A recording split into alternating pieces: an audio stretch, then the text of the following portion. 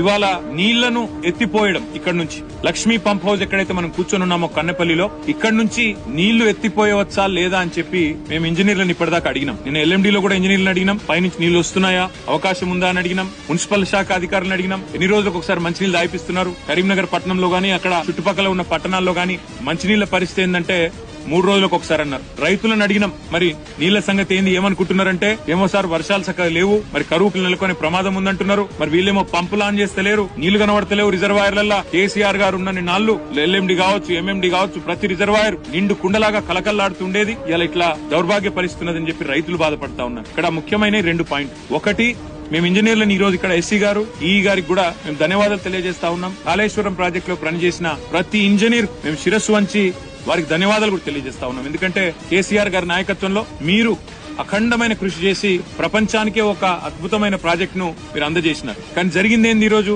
మేము డిసెంబర్ నుంచి చెప్తున్నాం, కొత్తది కాదు.